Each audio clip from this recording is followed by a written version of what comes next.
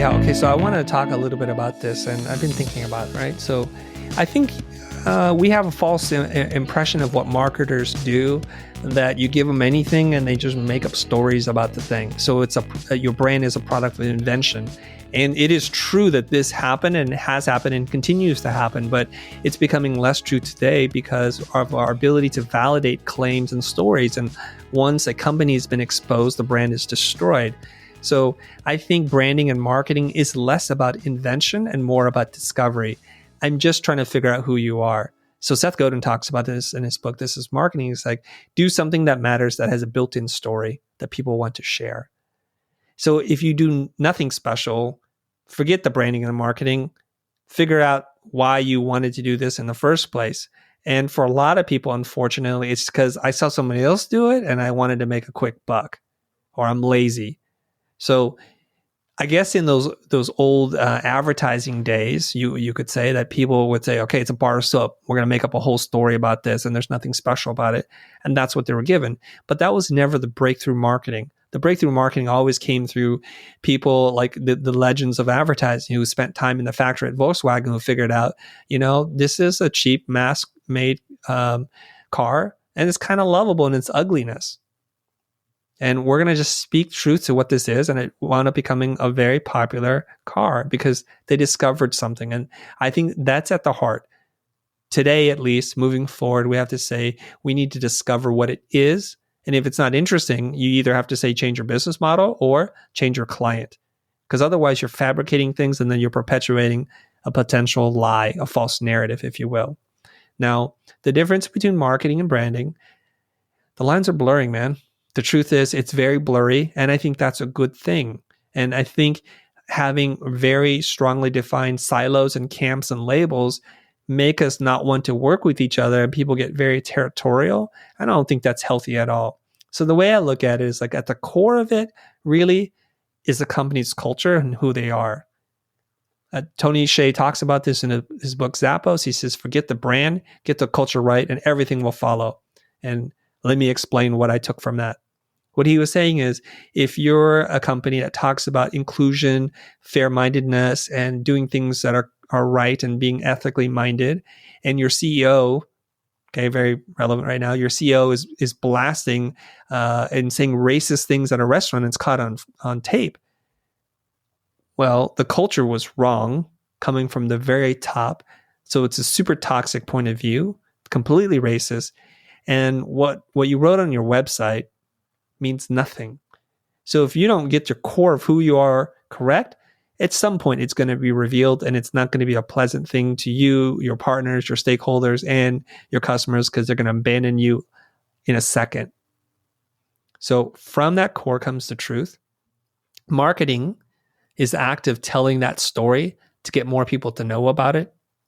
And then branding is, once they know about it, it's just the act of keeping them and to making sure that it's consistently delivered over time.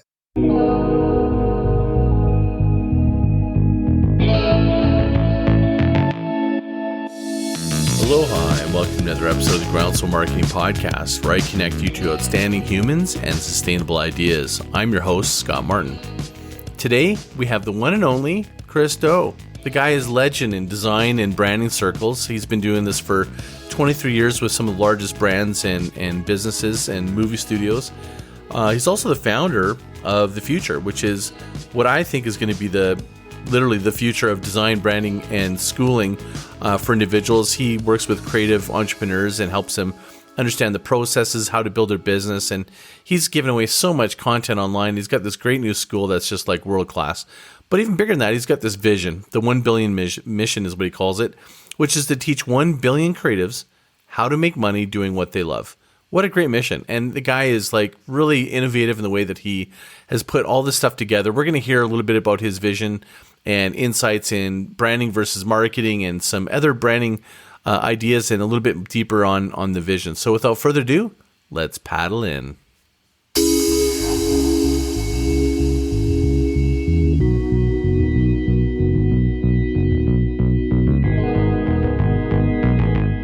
Welcome to another episode of the Groundswell, and today we're dropping in with the one and only Chris Do. Welcome in. Thank you very much for having me. Did I pronounce your name correctly? Christo, yeah. Yeah, okay, good. Just want to make sure. Okay. I just had to second guess myself because I forgot to ask that before the show. I've been following you for a long time, and you first caught my attention with this really interesting post on LinkedIn. Oh. You were talking about how grateful you were. This was, I think, just as COVID was hitting, and you were talking about how grateful you were about that you had took the time many years ago to start the Futur and start that whole, taking some of the money and time and building something sustainable. Mm-hmm. Can you give us a little backstory of what's led to that before we jump into this whole branding, marketing, convergence that I'd love to jump into? Sure. So let me wait, because I post so much in so many different platforms, just so I know I'm speaking about the right one. Give me a little bit more context to the post. Sure. What you want me to talk about? Yeah, I think talking a little bit about the Futur, you did this shift where your business was more sustainable now, and this whole podcast is really about sustainable ideas, sustainable marketing, and that's the direction I'm going in. But I think it's really telling that you were ahead of the curve and you were already creating this sustainability. And you're just so grateful about making that decision and braving it so early, and now you're reaping the benefits, and you're encouraging other people to really think differently. Does that ring a bell? Yes, absolutely. So let me see if you don't mind, I'm gonna just rewind the tape a little bit here. Please. I always feel like I'm a pretty good canary in the coal mine, if you will, to use an analogy here, where I sense like things are going south before they actually go south. And I think everybody has the ability, but they just shut that thing off because staying in the status quo, doing what you did yesterday and the day before, following that kind of roadmap that history has brought you to, it's very hard for people to break from that. And it's something that other people in the mind space speak about. It's this law of consistency, the need to be consistent with yourself that drives so many of our decisions. So if you say to somebody, I'm going to be a designer, even though later on you discover being a designer is not good for you and you don't really enjoy it, you feel compelled to do this. And I think it's one of the reasons why a marriage ceremony is so important. It's because you pledge to all the people you love, the people closest to you, that we're going to stick this out no matter what. Otherwise, at the first sign of trouble, you bail because you want to be consistent. You want to break that promise, and your word is your bond. But sometimes in business, especially, it can be very, very harmful to you. So I'm in graphic design, but I graduate school and I discovered this thing called motion design. And this is in 1995. And I think this is great. So I'm essentially ditching 4 years of college to start basically from nothing. And then I wind up making one of the best decisions of my career. And I take off. And the traditional graphic designers, in air quotes at this point, were looking at me like, who's this weird dude who's doing animation and learning about 3D? Like, that is just like crazy talk there. But I did it, and it catapulted me into a very rare space. And I got to do work for some of the biggest companies and the brands in the world. That lasted about 20 some odd years. Into this cycle, making commercials. But then I start to realize again, it feels like people don't want to watch commercials anymore. And my whole livelihood depends on the fact that people want to watch commercials and that people are going to pay for other people to make them. So this is when I do my other pivot, which is I think I need to do agency level thinking to be strategic and do brand design, like in the truest sense, not designing the logo, but designing the business and all the touch points. And that really helped us from falling off the cliff when the market had changed. As I'm doing this, I'm gaining traction and I'm learning so much. And it's just through happenstance that I run into a friend who talks me into making videos for YouTube, something that was the farthest thing from my mind. I start making it and I leave myself open, and there's a lot of criticism and judgment and self-doubt about, am I putting a lot of time and energy into something that may ultimately not pay off financially at all? But I stick it out. A business model emerges, and ultimately I create another company called The Futur. And we've been trying to share and help people, to empower them to live a fulfilled life, doing what it is that they love, but filling in the gaps, the knowledge gaps of business and entrepreneurship and sales and negotiations and managing projects. And we do this using all the knowledge and the things that I learned as a motion designer, shooting, directing, editing, creating content, motion graphics. And we do that and we apply it to YouTube. And it builds a whole different business model for us that isn't dependent on clients. We have super predictable revenue.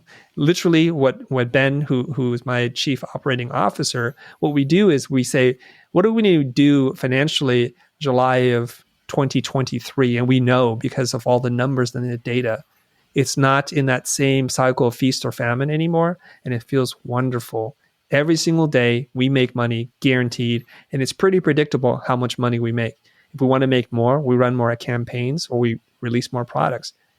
And that kind of confidence, waking up every single day, knowing that money comes in, whether you show up to work or not, is a kind of freedom that I wish for everybody that wants it.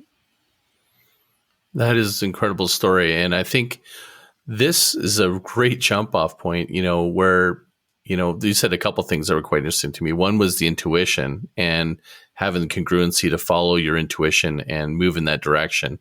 Could we first tell me a little bit more about that before I kind of jump into the sustainability they just demonstrated? Yeah. So you know that every time you make a commitment, you say something. And I'm going to give you a real example right now so that it can be a lot more concrete for people. Many years ago, I was thinking about doing post-production, like hardcore post-production, compositing. And I needed somebody to do this with because I did motion graphics. I didn't do like heavy-duty visual effects post-production. So we had talked about it, doing business together. One thing led to another, and we said, I think this might be a business. So we try it out. No long-term commitments, no nothing. I had space and money, and I could finance the operation. So she ran the business and brought in the clients and managed the team. But in the process of doing this, I learned that this is such a nightmare. This is a business that is expensive to back and is full of personalities and things that was just a giant headache for me. And I knew it was bad. And here we are, we're marching towards formalizing the agreement with a contract. And I was just not feeling it. Luckily for me, at this point in time, I'm working with a business coach. And I asked him, Coach, should I move forward with this business? He asked me, I think, literally 3 or 4 questions that made me realize this is a really bad business. And I knew that inside my heart already, but I wasn't willing to break my promise or word that we're going to do business together. And he says that, so you're willing to stick to that, even though you know this is going to cost you financially and it's going to cost you from a stress management point of view. And it might even hurt your relationship with your friends and your wife, because I can see the amount of grief that this is putting you through. And he, in a way, gave me permission to break from myself. And it was a hard thing to do. I remember because I had a meeting with this person I was going to do business with. And I said, look, I am so sorry about this. I know that you and I had been talking about doing this. I'm looking at the contract and I've just come to this realization. I'm getting really super cold feet. I don't think this is for me. It has nothing to do with you, but I don't think this is a business that I can invest in because it's going to take away too much of my time and attention. So let's figure out a way for you to continue doing what you do, but not as my business partner. And it was a shock for her. But that single decision, that act, requiring a little bit of courage and a willingness to break from your past to be consistent with yourself, saved me from such a nightmare, because I can only imagine what we'd be doing today if we were partners. Well, they say that sometimes the successes are the things that you say no to, not what you say yes to. 100%. And that gut feeling I think you had is a deeper intuition is, I'm just curious because I see a lot of posts you tell and communicate to people the importance of creating space for yourself and space for others in conversation. Mm-hmm. Is that something you do on your own, and that allows you to have a little bit more intuition so you can really recognize those thoughts? Yeah, I don't make a deliberate practice of this, and it's just the way that I've fashioned myself to think, that I have a level of objectivity. It does strip away some of your emotions to be able to step outside of yourself and process and observe what's going on inside your head. And somebody had described to me that they're like, oh, that's exactly like meditation, is not to shut down your emotions, but to observe them, to be a witness to what's going on so that you can make a decision. So if something is making you upset, the person isn't making you upset. How you're reacting to it is what you're feeling. So if you don't like that, you can change it. And it's actually very powerful. Like once you realize how to manage your energy or to reinterpret a situation, it's super powerful. And there's little that you can't do when you realize how to master this. Absolutely. And I'm curious if you hone that skill in all the years of experience you've had in branding, because if you think about working with a business on, and we can get into the discussion of like, what is branding, but like in terms of helping a business and assessing and knowing how to help make some adjustments. That takes some gut and intuition sometimes because it's a little bit subjective. Does that not make sense? Like, I'm wondering if you've Yeah. helped steer clients and really let your gut guide you and you hone that as almost a muscle. Yeah, there's a couple of things here.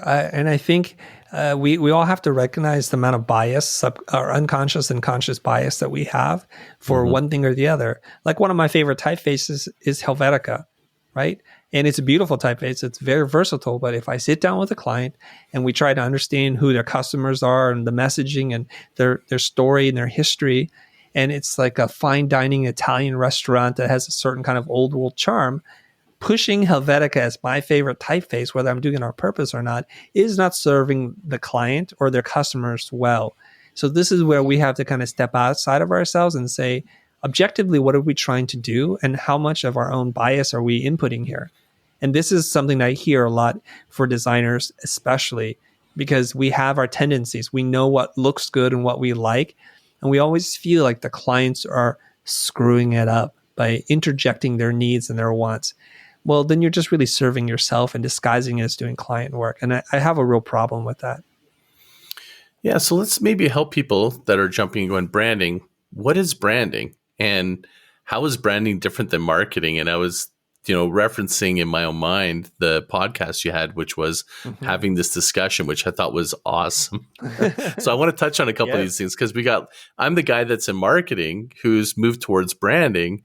And what's interesting about you is that you've got such a long history in branding, and yet you're incredibly knowledgeable in marketing, and you're teaching people business and marketing to designers. So I feel like our two worlds have kind of coming closer together, not different subsections. So right. For the audience, what's your definition of branding and how is it different than marketing? Yes, absolutely. So I love Marty Neumeier's definition of branding. It's the most clear, succinct version of branding definition that I've heard of. And it's not what people think. It's not the logo or the typefaces that you pick.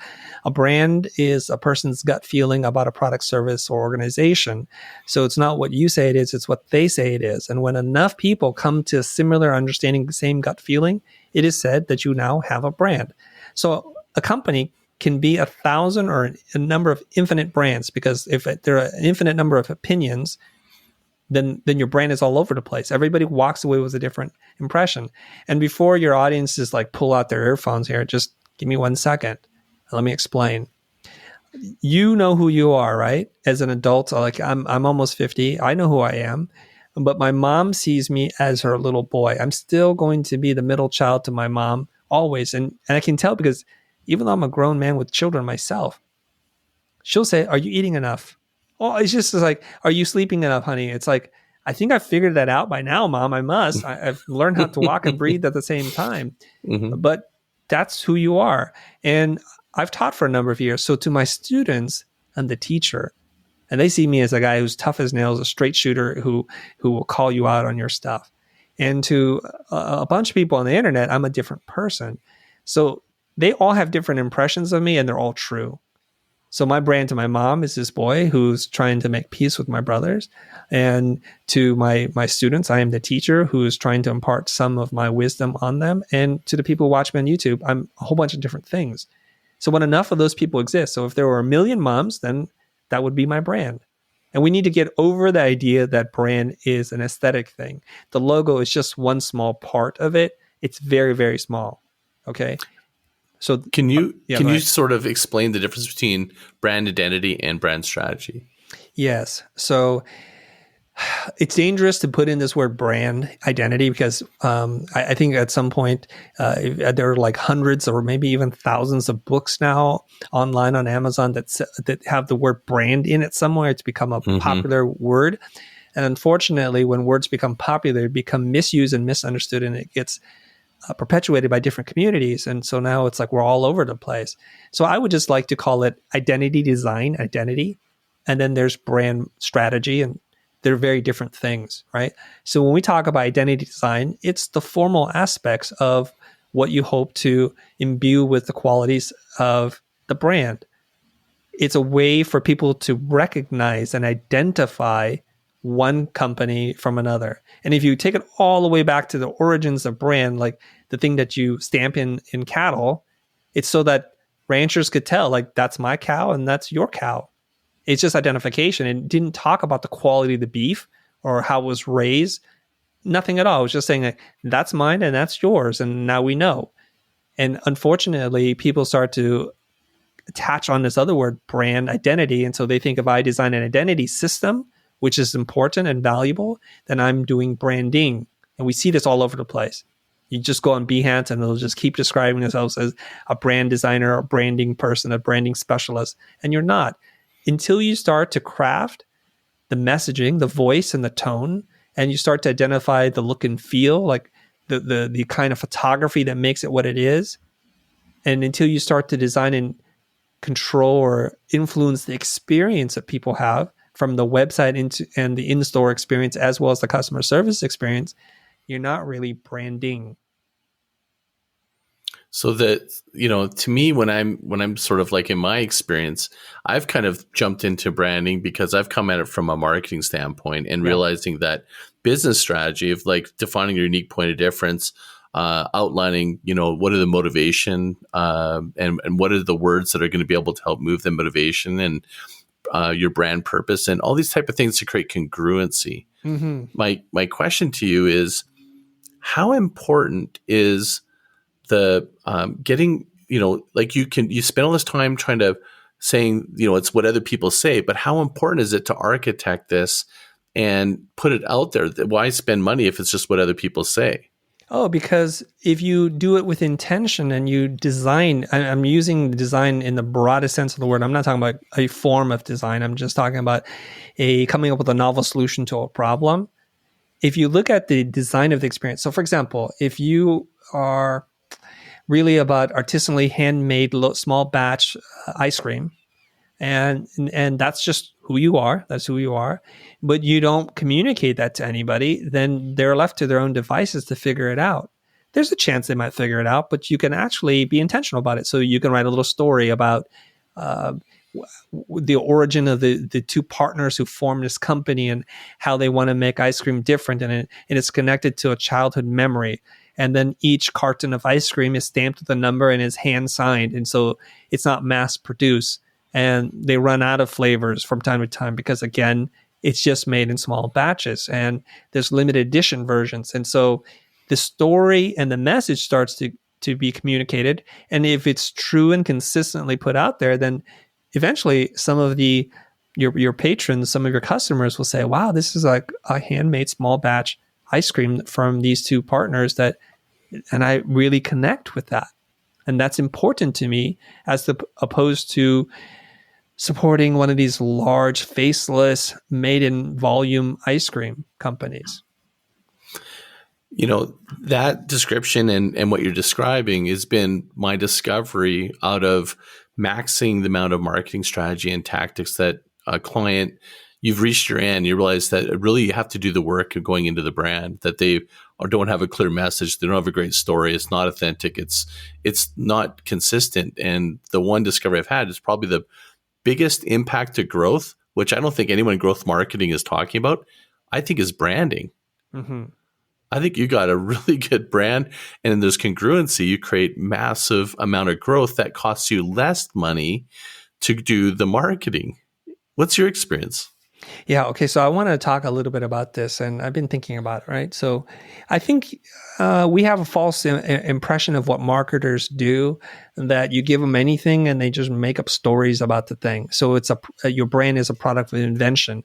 And it is true that this happened and has happened and continues to happen, but it's becoming less true today because of our ability to validate claims and stories. And once a company has been exposed, the brand is destroyed. So I think branding and marketing is less about invention and more about discovery. I'm just trying to figure out who you are. So Seth Godin talks about this in his book, This is Marketing. It's like, do something that matters, that has a built-in story that people want to share. So if you do nothing special, forget the branding and the marketing, figure out why you wanted to do this in the first place. And for a lot of people, unfortunately, it's because I saw somebody else do it and I wanted to make a quick buck, or I'm lazy. So I guess in those old advertising days, you could say that people would say, okay, it's a bar of soap. We're going to make up a whole story about this and there's nothing special about it. And that's what they were given. But that was never the breakthrough marketing. The breakthrough marketing always came through people like the legends of advertising who spent time in the factory at Volkswagen who figured out, this is a cheap mass-made car, and it's kind of lovable in its ugliness. And we're going to just speak truth to what this is. And it wound up becoming a very popular car because they discovered something. And I think that's at the heart. Today, at least, moving forward, we have to say we need to discover what it is. And if it's not interesting, you either have to say change your business model or change your client. Because otherwise, you're fabricating things and then you're perpetuating a potential lie, a false narrative, if you will. Now, the difference between marketing and branding, the lines are blurring, man. The truth is it's very blurry, and I think that's a good thing. And I think having very strongly defined silos and camps and labels make us not want to work with each other, and people get very territorial. I don't think that's healthy at all. So the way I look at it is like at the core of it really is the company's culture and who they are. Tony Hsieh talks about this in his book Zappos. He says, forget the brand, get the culture right, and everything will follow. And let me explain what I took from that. What he was saying is, if you're a company that talks about inclusion, fair-mindedness, and doing things that are right and being ethically minded, and your CEO, okay, very relevant right now, your CEO is blasting and saying racist things at a restaurant and it's caught on tape. Well, the culture was wrong, coming from the very top. So it's a super toxic point of view, completely racist. And what you wrote on your website means nothing. So if you don't get your core of who you are correct, at some point it's going to be revealed, and it's not going to be a pleasant thing to you, your partners, your stakeholders, and your customers, because they're going to abandon you in a second. So from that core comes the truth. Marketing is the act of telling that story to get more people to know about it. And then branding is, once they know about it, it's just the act of keeping them and to making sure that it's consistently delivered over time. Totally agree that the lines have blurred in a good way.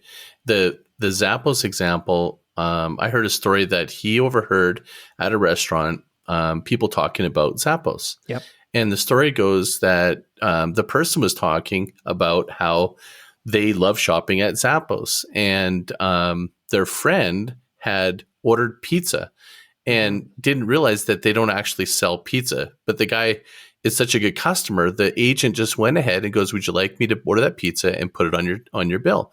He just took the initiative and he made it happen, and it became this story. And he overheard this, and at that moment he realized he had a brand, that his culture didn't have to go to a supervisor or just turn the client down. They just did what was right in that moment. Right. And that becomes terrific marketing, even though it's like in air quotes marketing, right? It's a story. It's a story about delivering on a promise, I guess, right? Yeah. Isn't that, you've heard the quote, advertising is a tax you pay for not being remarkable? I haven't. I love that. Yeah. So it's like, so I think branding is in the same boat, in terms of, now when people really need to think about branding, it's about like, how does my culture, and I think when people think of culture I actually think it's marketing now. It's the new marketing, because that's where the rubber hits the road, human to human interaction, and where your brand really lives, not in something you create. What's your thoughts? I think it's totally true. And especially in today where we're so connected, and our ability to speak to companies and companies to speak to customers, the barriers are all gone, that there's no place left to hide. And so it's all kind of, there's so many more opportunities for you to build a genuine relationship with your customers today than ever before. You had mentioned basically that marketing is like sort of, traditionally it's been about push, but really you're kind of describing a pull. Yes. Right? Yes. Like advertising and marketing of old, I think I've tried to explain to people, is browbeating them with advertising and just keep thinking that if you just keep growth hacking and pushing content to them, they're going to buy something, when they need to buy in and lean towards you. And I think that requires a certain level of patience and storytelling. And I think that's where you were kind of going there, because I've seen a couple of your posts and I was fascinated by our congruency on that. Can you share with me if I'm close to the mark? No, you're totally 100%. So a lot of people conflate advertising with marketing, it's the closest example. It's the most visible, the most shiny example that we can see. And advertising is broadcasted like broadly, like the word broadcast, it's cast to a lot of people. And it's a very shotgun approach, and it requires repetition and volume for it to be effective. And for a period in time in advertising history, it was very effective. And so if you're going to compete in this game, you do what the leaders are doing. And so it starts to become one of these self-fulfilling prophecies where everybody thinks it's working, so they just do more of it and they don't know anything else. But we live in a totally different time. So that's relying on mass media. It doesn't know who you are, and it's just shouting at you the entire time. It's based on interruption. And now we can shift into a totally different thing. So we're going to go away from paid media to earned media, which is, I'd like for your permission to build a long-term relationship with you where I can deliver value to you and cater to your needs. And I think that's a wonderful way of doing it. So the old way is to create a 30-second spot telling some kind of story that you hope people will believe. And through enough repetition, they may or may not believe that. This used to work, by the way. So it's not like a fantasy that marketers had. But the new way is to say, like, well, here's our customer. How can we improve their lives? How can we deliver value to them? How do we save them time? Can we impart something useful to them? So here's the example then. If Sony is going to launch a new camera, which they do all the time, they can have a famous celebrity hold and use the camera, and they can hire beautiful models and the world's best director and cinematographer and crew and spend millions of dollars showing it to you in a kind of lifestyle moment. But in 30 seconds, there's only so much you can absorb. It seems today that when cameras like Sony in this hypothetical example, what they would do is they would say, let's get this camera in the hands of people who use this stuff and who have some kind of platform. We send it to them for free, and they could use it, and they can say whatever they want, no strings attached, because we want it to be true and authentic. And these people, out of reciprocity, start talking about the camera. I love this, I don't like this, and it becomes very true. And so then they, with their audience, are educating you in an unbiased way. They're providing honest testimonial mostly to people. So that I can say, like, I prefer this camera now over, say, like a Panasonic camera or a Canon camera. And I think this is the beautiful way of doing marketing. And think about the cost of what it costs to produce that ad and to buy the media buy, which is way more expensive than the cost to produce it. Rather than do that, give it to 1,000 people who should be using this camera and let them tell their story. Create an event where people can come to a space. This is pre-COVID, obviously. And they can try the camera and they can talk to geniuses, the engineers, the designers behind the camera, and they can invent little vignettes where they can really put it through its paces and see the strength. They can create a loaner program where we'll let you try the camera free for 30 days. If you don't like it, just send it back. If you want it, pay for it. We'll send you a brand new one. There can be a whole new way of developing a relationship, and the idea is just you're in it for the long haul. Now, obviously, they're going to want to qualify people and not just send anybody that asks for one, because then it becomes a 30-day free rental. So they have to build a marketing campaign where they're bringing you through the funnel, so to speak, and whittling that field down and qualifying their buyers to make sure they're actually in the market for a camera. That is, I mean, I'm like sitting there going, I'm nodding, like I'm just seriously like head nodding big time, because the second pillar of my book is an area called give, which I believe is going to shift marketing, and it's going to be, you're going to be forced to do this in the future anyways, which is you have to give before you can get customers. You need to give value if you want attention. You need to invest and have a little bit more of a long-term game if you want to actually sustainably grow your business. And I think that's what you're saying is, like, I see you giving tons of content and value. I see in that example, they gave those units to then get something back, but they had to give to initiate it instead of just going pay to play, I guess is the only way I could describe it. Yeah. And I think the problem is you and I are sitting here, we're having this discussion. We already know this is the new reality, but companies and their marketing departments are so slow to react, because remember that consistency, the need to be consistent. So they're like, this is how we've always done it. Yeah, but the iPhone hasn't been around that long. So hasn't that changed the game? And Twitter and Facebook and Instagram, each time some technological and social shift or paradigm shift happens, you should react. You should change and you should adapt. Otherwise, you're going to design yourself out of business. Oh yeah, so here's my thinking on that is everybody follows. This is the fault of my industry, marketing, in my opinion, which is the sell of the best practices, which I think is bunk.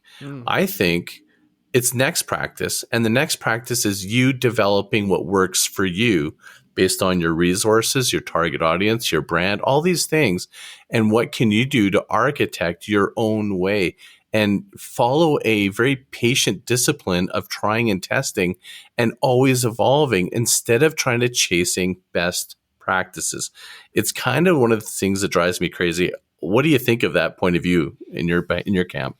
I think it's a dangerous thing because all you're doing is repeating lessons learned from the past. That's really what best practices is, and there's a time and place for it. But the cost of innovation is so cheap, the risk is so low. Why companies don't do it more often, I don't know.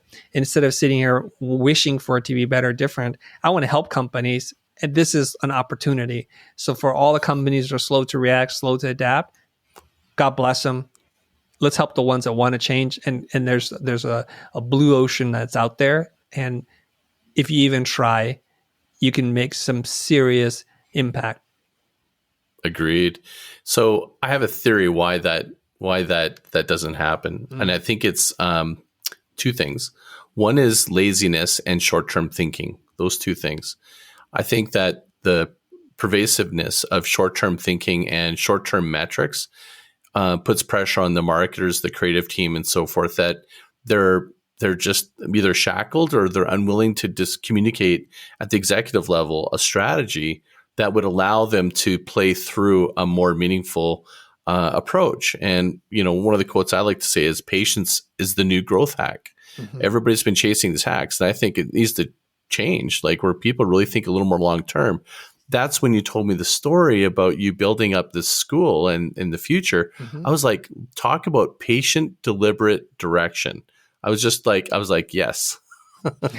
So I mean, like, was that what you experienced, like in the world out there? Like, don't you think that that's a challenge that I think a lot of people are caught up in, which is short-term thinking and lack of patience? Yeah, I think so. I think, especially on the consumer end, and I get this a lot. People will say this to me literally on social media. They're like, Chris, I followed your whole thing. It doesn't work on how to get followers. It just doesn't work. I'm like, okay. I click on their account and they've made 4 posts. Right. I'm like, what are you expecting? Like, I know what I'm doing and I've been doing this for 20 plus years and it took me years to figure this thing out. And I'm just trying to save you some time. I'm not saying it's instantaneous and our expectations is completely unrealistic. And I don't really know what it is. I have some theories. One of my theories is that we live in the most abundant time. Like, there's less suffering and death in the world today compared to the history of humanity, and it's starting to change the way that we think. It's like, we don't think anymore it's going to be a hard winter, that there might not be enough food. We're just sitting there thinking, when's a new iPhone or iPad coming out? Our whole mentality has changed. Like, we have instant coffee, instant noodles, everything is instant. We have microwaves, fast fashion. This is what we're into these days. And so I guess in a way, and I'm not trying to blame anybody, but society has come to make us expect certain conveniences and instant results. And marketers who prey on this kind of thinking are promising and perpetuating this message ad nauseum, right? It's just too much. And so young people especially sit there and think, oh, I want a hack. Really, what is a hack? A hack is a shortcut. A hack is a cheat code. And it robs you of the experience. And let's get into old-time video game playing on the Super NES. I think there was, on the, not in the pre-internet, like on the street, if you did up, down, left, right, A, B, X, Y, you unlock infinite lives. But when you play the game, it's not fun anymore because there's nothing that you're risking. And so even though you can't die, it's boring because we need that push and the pull and the challenge of figuring things out. So all these shortcuts, I think, are for people who've been sold something and who are mentally just a little bit lazy. It manifests itself in being impatient. It's like, and if you want something, if something is good, something worthwhile and valuable, it should be hard to get. That's what makes it valuable. It should be scarce. Really well said. And I would just add to that from my own experience where I did spend a period of my time chasing hacks, thinking that that would just accelerate my clients, I realized that I was actually hurting my clients. I was giving them a false positive, and they were expecting those, results to continue when really they only had a short-term gain. And have you ever seen that research, the long and short of it, which describes the sales activation versus brand?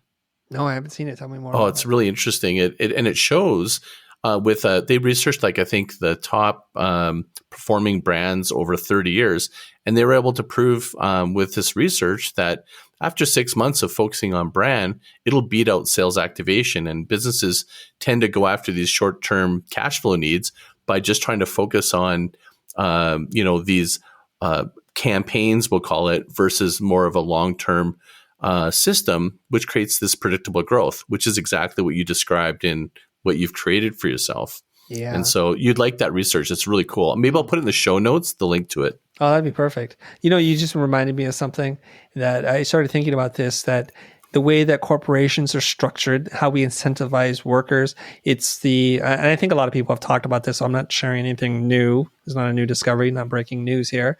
But when earnings call would come in every quarter, so then companies now are living and dying by the quarter. So they're thinking in 3-month sprints.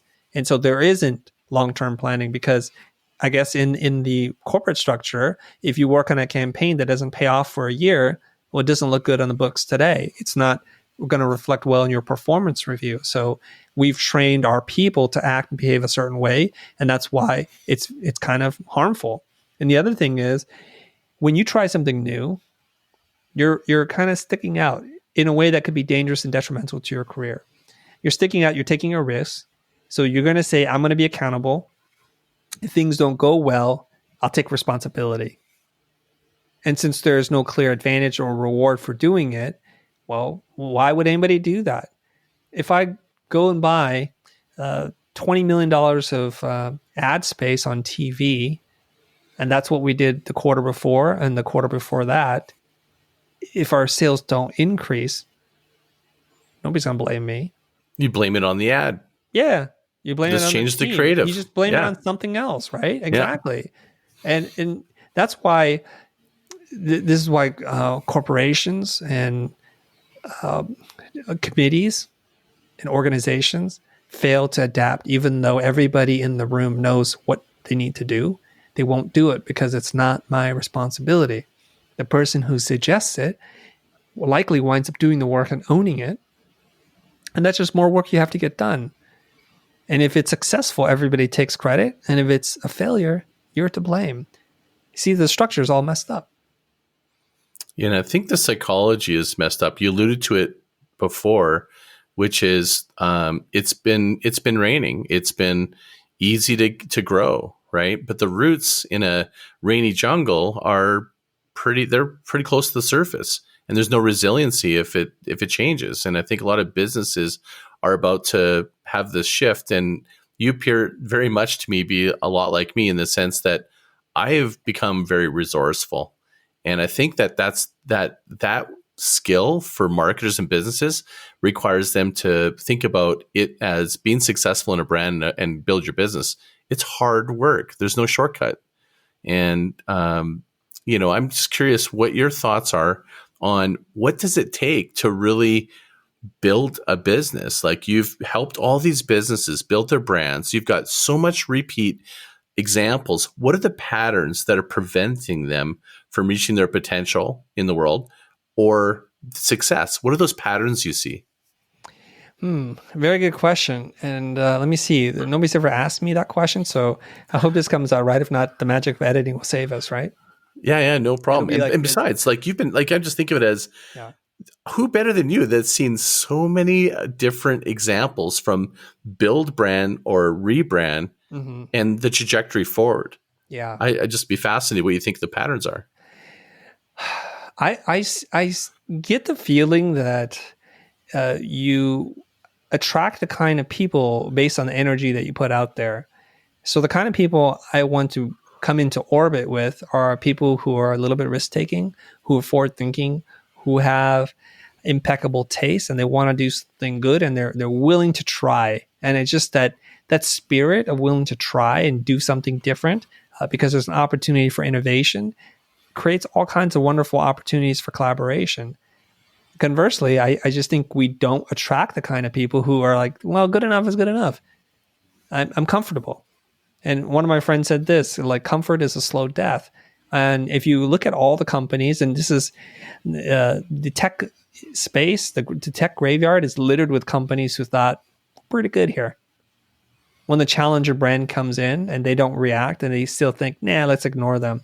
Dr. Clayton Christensen talks about this in his book, The Innovator's Dilemma. And he studied hard drive manufacturers and he talked about this, and all his assumptions were wrong. And he said that here's the thing, that the elevator only goes up, it never goes down. So companies that become successful can never go back to becoming a startup again.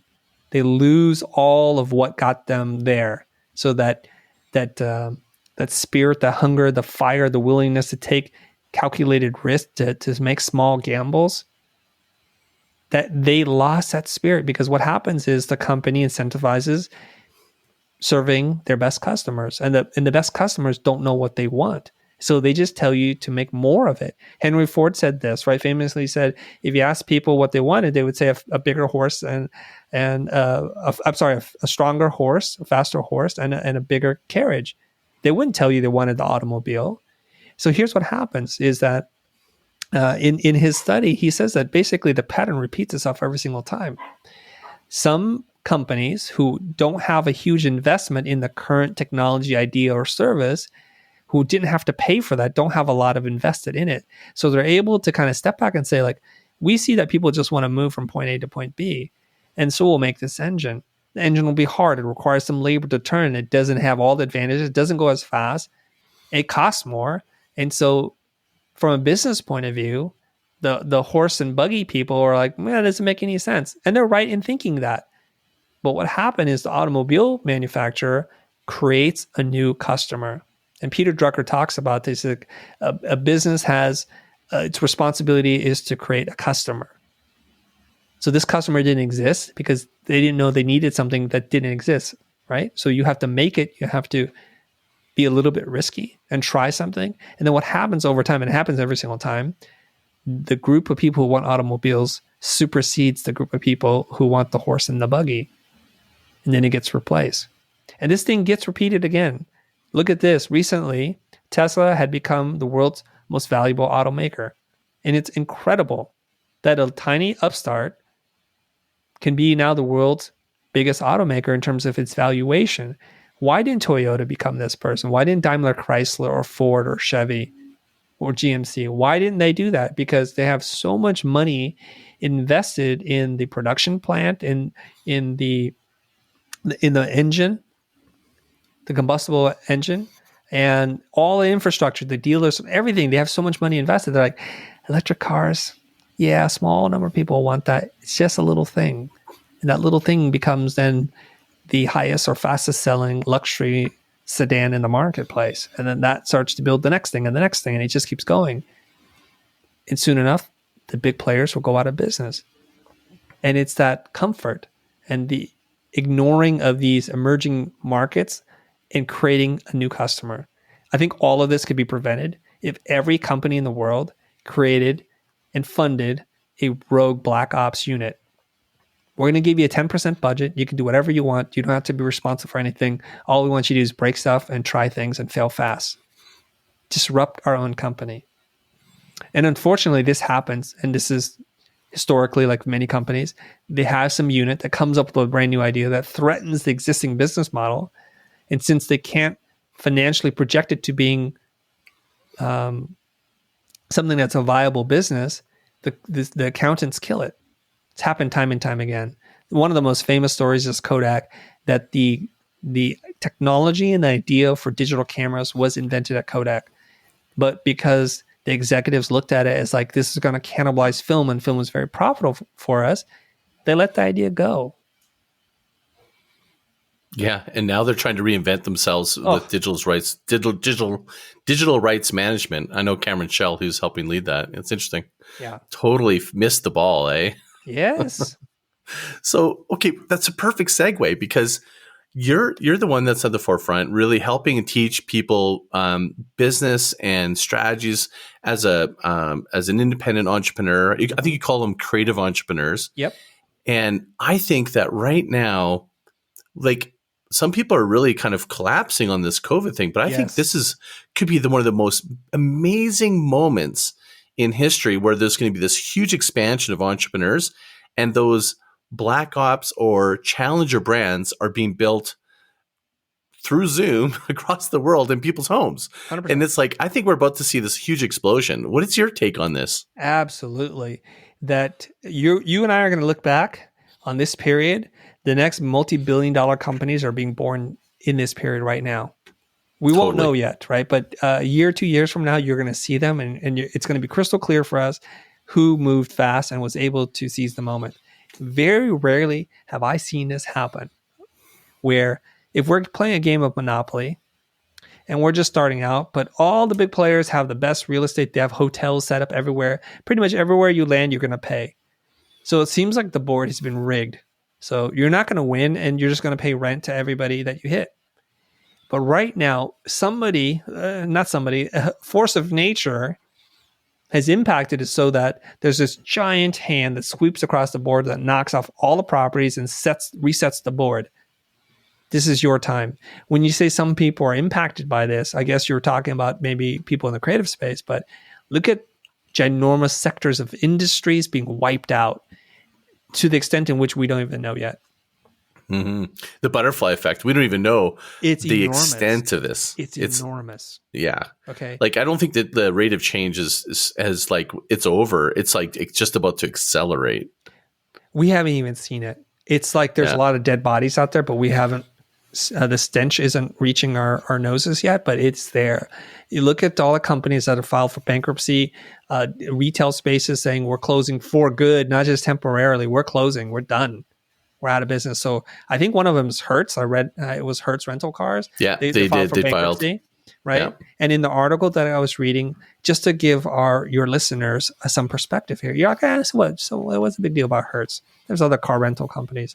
But here's the thing. So Hertz has a ginormous fleet of cars, and they're one of the biggest consumers or purchasers of automobiles. So they're obviously not in the market to buy any more cars. So that means whoever supplies cars to them, here in America, it'd probably be Ford and Chevy, right? Their sales are going to go down. So it's going to impact the auto manufacturers who sold to them previously. And then what happens there? It's like they're going to flood the market with used cars because they don't want to maintain the car, insure the cars, and to warehouse them wherever they're at right now. It's expensive, so they got to start selling. So the used car market's going to be impacted. Now, every industry that's attached to any one of these three are going to be severely impacted. So now, and the people that work for those companies are also impacted, so that the things that they buy, the services and the goods that they buy, are going to be impacted. We also can see, say, restaurants who I think is one of the riskiest businesses that you can get into, depend on full capacity. And right now, with all the restrictions put on, they're barely running at half capacity. So how are they paying their rent? How are they paying their employees? And then the people which they source the supplies from, they're going to be impacted. This is one giant domino set that you cannot imagine, where one thing, that's the only thing you could see, one domino falls over. What we don't know yet are the hundreds or thousands of dominoes that are interconnected. And I think what maybe some people, they can do some research on this. I was at Business Mastery with Tony Robbins in Amsterdam. Mm-hmm. I'm part of his Platinum Partner Network, which is like a mastermind with Tony Robbins. And he gives this really cool example. He goes and he shows the most valuable brands over the century.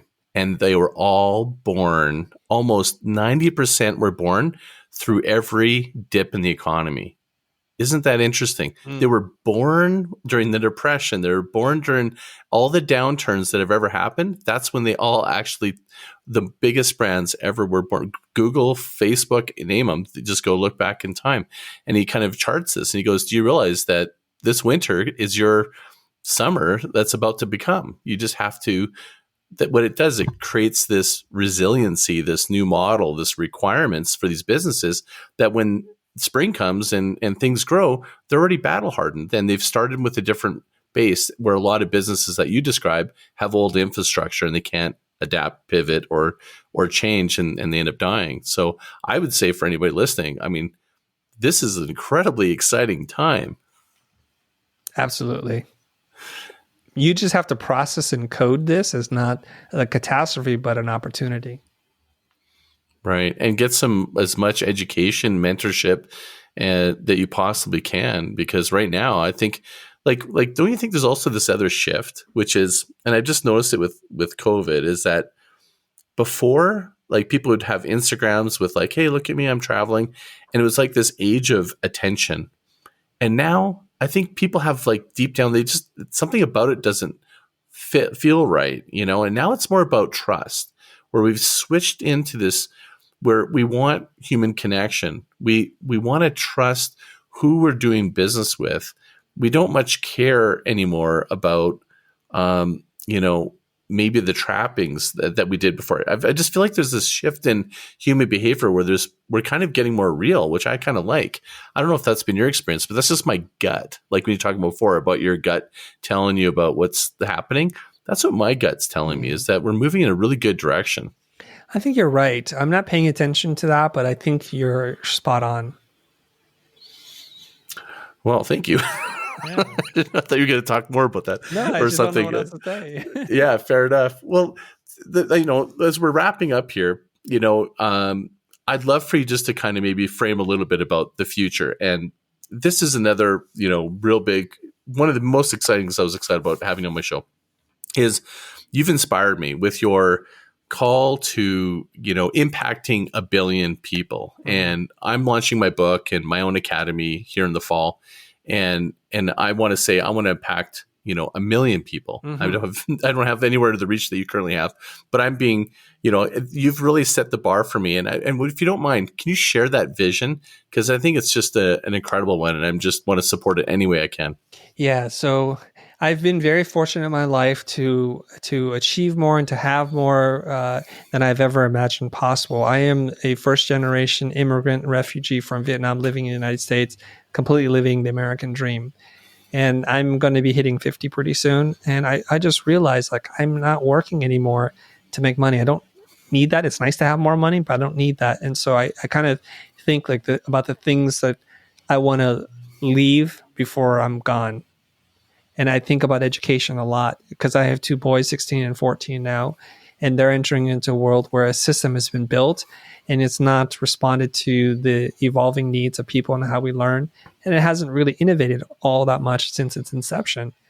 And so I want to teach people, and I want to do it in modern ways. I want to hire the best teachers to teach in the most dynamic way possible, and to do it in the most affordable way. The byproduct of what we do, it's not the mission, but the byproduct of what we do would be to create a new template, a blueprint for schools to adopt at all levels, for whether it's undergrad, graduate school, or primary or secondary school, that they can adopt this model. And this kind of very rich educational experience should not be exclusive to only the people who can afford it. I think we both can agree and recognize that the net income of your family gives you an advantage or disadvantage, especially in America, because you get access to the best teachers, to then the best classmates, and then a pathway opens up to the best schools, and then to the best networks, and to the best jobs. And it's a system that perpetuates itself, right? So, I'd agree, except for I live in Canada. Right. So we have a little bit different, but it's totally the same. Yeah. You have some great benefits that we don't get to enjoy. So we live in a place where if you can afford it, you can have the best health care, you can have the best education, you can have the best of everything in life. And that's what a capitalist society does. But I'm looking at, like, what about the kids in India, in Nigeria?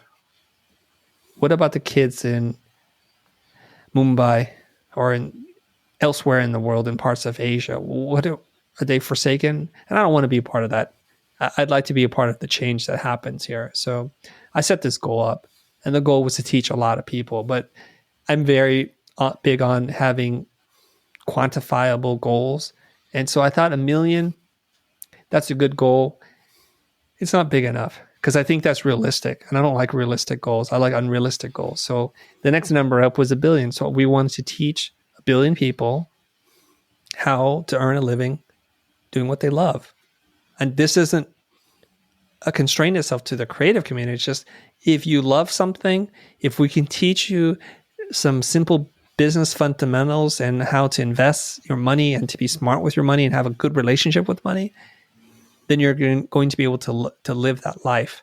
Not to get rich, but to be able to live a sustainable life and get a sense of fulfillment and purpose. And that's really important to us. So are we ever going to reach 1 billion? I don't know.